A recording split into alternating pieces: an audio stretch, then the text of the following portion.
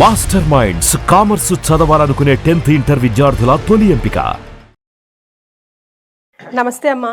నమస్తే అమ్మ, సూసైడ్ ఆత్మహత్య అంటాం కదా, అసలు ఆత్మకి హత్య లేదు కదా, లైక్ చావే లేదంటాం కదా, శరీరానికే కదా చావు ఉన్నది, మరి ఎందుకు ఆత్మహత్య అంటాం? అండ్ ఆత్మహత్య చేసుకోవడం నేరమా? Suicide is sin? మీరు చెప్పాలి దానికి ఆన్సర్. ఆత్మ అన్న పదానికి చాలా అర్థాలు ఉన్నాయమ్మా. ఆత్మ అంటే లోపల ఉండేటటువంటి ప్రాణము, జీవాత్మ, పరమాత్మ. ఆ పరమాత్మ పెద్ద ఆత్మ, అందులోంచి దిగొచ్చిన ఆత్మలు చిన్న ఆత్మలు, జీవాత్మలు. ఈ ఆత్మ అంటే ఆత్మ, దాన్ని తెలుగులో మనం తాను అంటాం. ఆత్మ అన్నదే తాను అవుతుంది. నేను అని చెప్పుకోవడానికి నేను తాను, నేను అని చెప్పుకుంటూ ఉంటాం, అంతే కదా, తను. అలా ఆత్మ అన్న పదానికి దేహం అనే అర్థం కూడా ఉంది. ఆత్మహత్య అంటే ఇక్కడ అర్థం ఏంటంటే దేహాన్ని బాధించటం. ఆత్మహత్య దేహాన్ని బాధిస్తే నా దేహం కదా, దాన్ని బాధిస్తే తప్పేమిటి?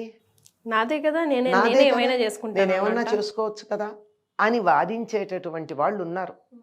ఒక క్షణం తార్కికంగా ఆలోచిస్తే నిజమే కదా, నా చెయ్యి నేను కొరుక్కుంటాను, నా చెయ్యి నేను నరుక్కుంటాను అంటే సమాజం ఒప్పుకుంటుందా? సమాజం మాట అడుగుతున్నా, ఒప్పుకుంటుందా అమ్మా?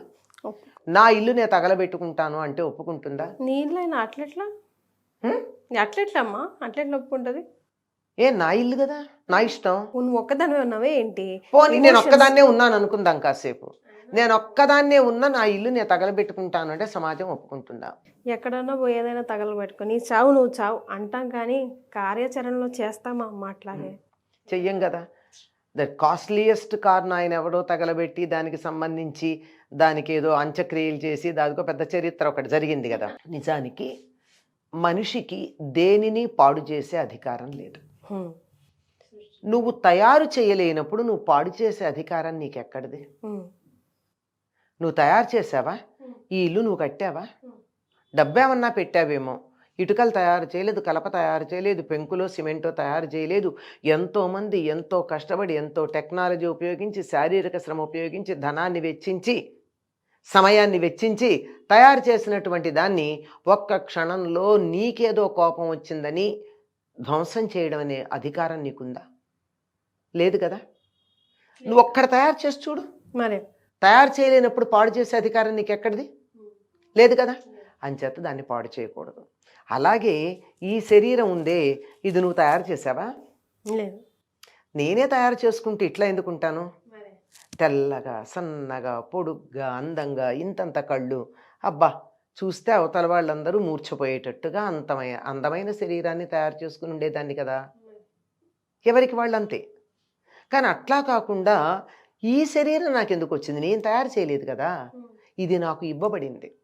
నాకు ఇవ్వబడినటువంటి దానిని నేను పాడు చేసే అధికారం నాకుందా? లేదు. ఇప్పుడు ఒక మనిషిని మనం అగౌరవపరచాలి అంటే వాళ్ళు ఇచ్చిన వస్తువుని వాళ్ళు ఎదురుగా కింద పడేస్తే వాళ్ళని అగౌరవపరిచినట్టేనా?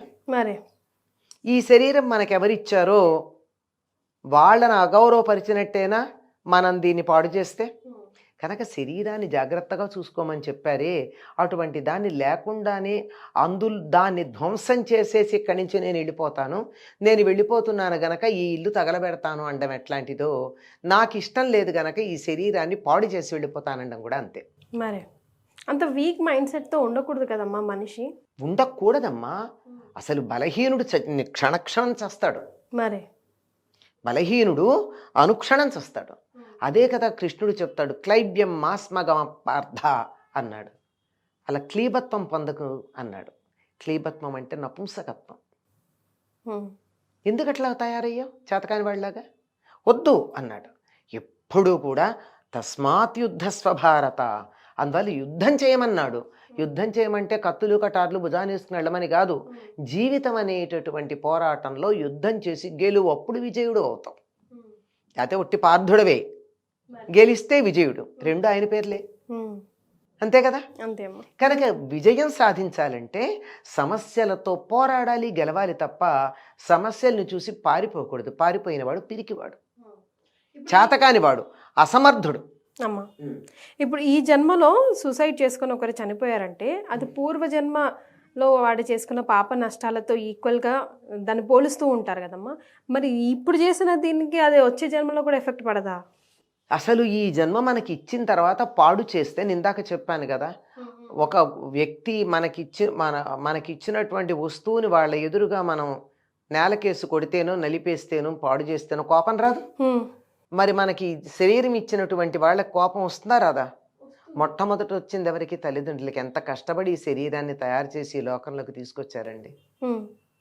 ముఖ్యంగా తల్లి 9 నెలలు మోసిందే, తర్వాత తన రక్తాన్ని మాంసాన్ని కరిగించి పాలుగా చేసి పాలిచ్చి పెంచిందే, ఆ తర్వాత గోరుముద్దలు పెట్టి పెంచింది. తండ్రి చదువు చెప్పించాడు. ఎంతోమంది ఎన్నో చేస్తే తయారైనటువంటి ఈ శరీరాన్ని పాడు చేసే అధికారం నీకెక్కడుంది? ఏ అధికారం లేని పని చేసావు గనక నువ్వు శిక్షార్హుడివి ఆత్మహత్య చేసుకుంటే. ఈ శిక్ష పై జన్మకి పెడుతుంది తప్పనిసరిగా. ఇలా ఆత్మహత్య చేసుకున్నటువంటి వాళ్ళు నరకం అనుభవిస్తారు. ఎక్కడో కాదు, ఇక్కడే.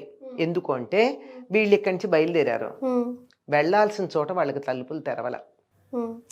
అంటే దీని ప్రకారం వీళ్ళ చావు ఇలానే చావాలి, ఈ జన్మలో నువ్వు సూసైడ్ చేసుకొని చావాలి అని రాయబడలేదంటారా? రాసబడి ఉండదమ్మా.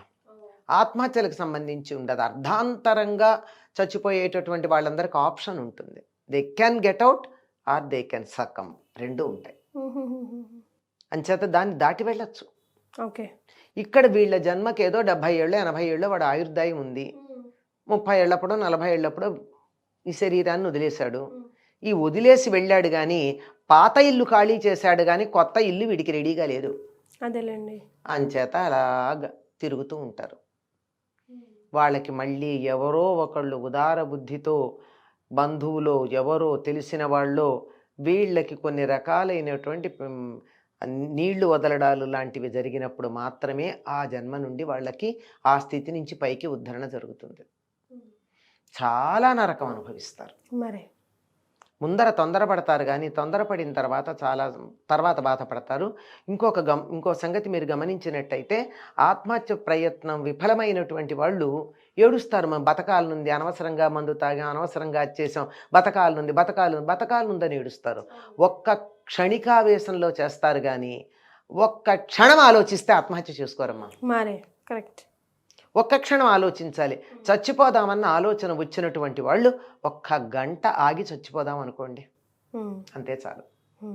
1 గంట, అంతకన్నా ఎక్కువ మారిపోతుంది. హాయిగా అందులో నుండి బయటపడడం జరుగుతుంది.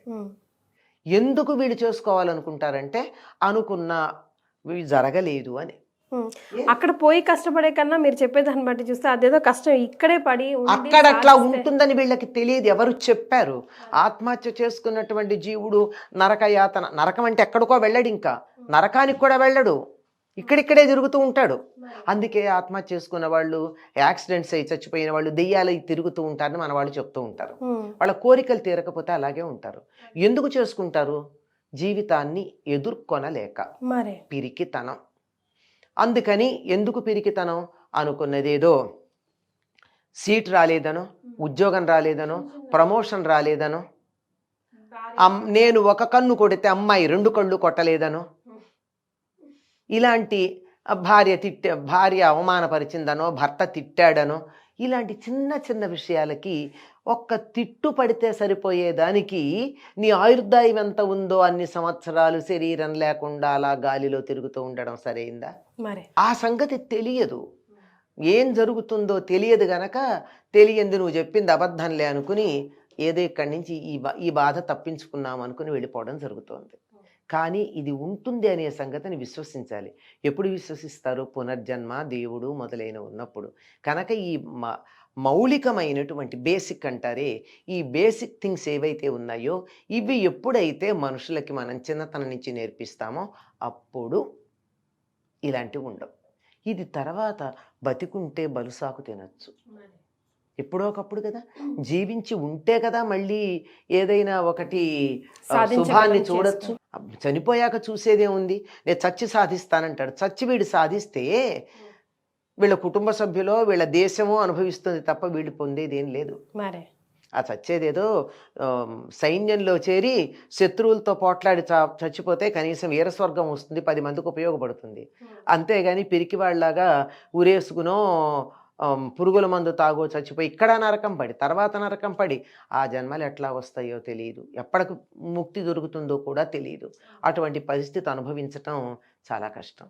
కనుక ఆత్మహత్య అన్నది మహాపాతకం అన్నారు. పాపం అంటే పరిహారం ఉన్నటువంటి తప్పు, పాతకం అంటే పరిహారం లేని తప్పు. అటువంటి వాటిల్లో శ్రేష్టమైన 5 ఉన్నాయి. అటువంటి వాటిల్లో ఒకటి ఆత్మహత్య.